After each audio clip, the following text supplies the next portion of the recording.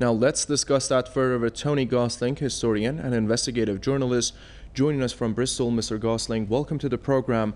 Um, Let's begin with this. At this point, it is a clear indication that months of U.S. aggression against Yemen have yielded no strategic gains whatsoever. If anything, the Yemeni armed forces are only expanding their capabilities and reach. Would you say Washington's military campaign has not only failed to achieve its goals, but has actually backfired? Well, look, it was the proxy war that the Saudis and the Gulf states were waging against Yemen for most of the last decade. This has toughened up the Yemeni people. Obviously, there's tens of thousands, some say hundreds of thousands of civilians killed in that. But let's also remember that Yemen is actually one of the oldest civilizations on the planet. That these people are highly cultured. There are many UNESCO World Heritage Sites in Yemen. This is a nation that the world should respect, that the world should owe a great allegiance to the wonderful culture that has come from this part of the world. And what do we see?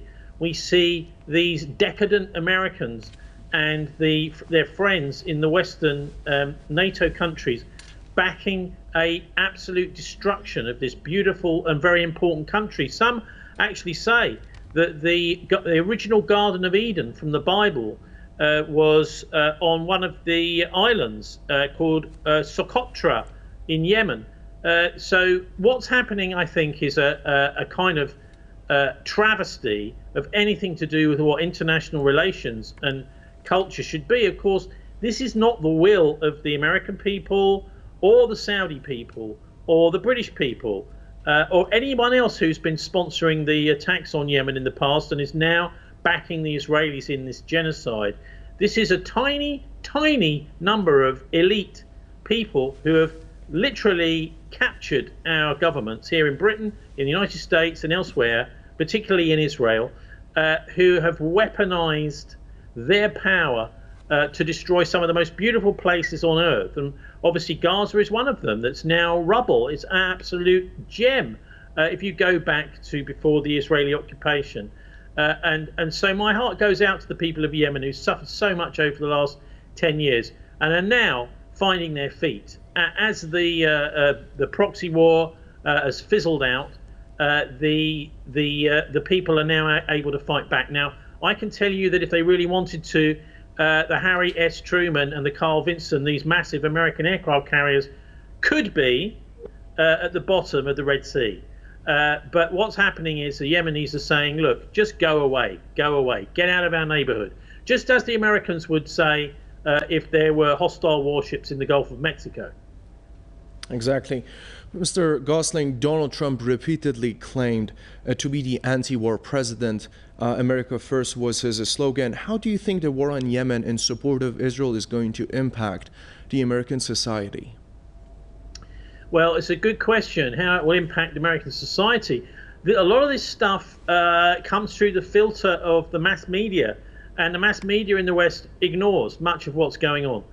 If it's inconvenient to, or makes its government or misgovernment, its fascist government, or whatever, its dictators, who are very unpopular amongst the people, if it makes them look less popular, then there are some strings are pulled and stories just don't appear. Because the idea is that anything which is, I mean, when I was working in the mass media myself, I came across this occasionally. Hey, Tony, that's the wrong story. And that's all it takes from an editor to drop a story, to spike a story, to kill a story. And so we don't see, for example, the pictures of the Yemenis fighting back very much.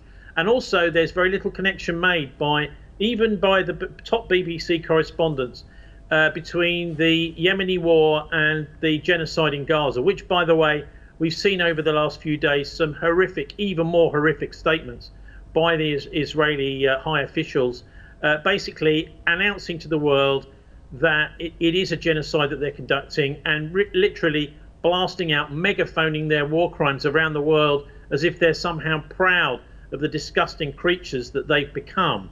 So we have to understand this in the context of everything that's been going on in Israel, and also the fact that largely the world systems have failed. Even the International Criminal Court this week has said that they're going to give Israel another 6 months to respond to actually maybe it's the International Court of Justice, sorry, to the South African quite correct, in my view, accusations of war crimes and genocide. So the international system is failing us. International courts are failing us. I think the only thing that's going to help this whole situation is action on the ground to support the Palestinians. Tony Gosling, historian and investigative journalist, joining us from Bristol. Thank you for your time tonight. Thank you. You're welcome.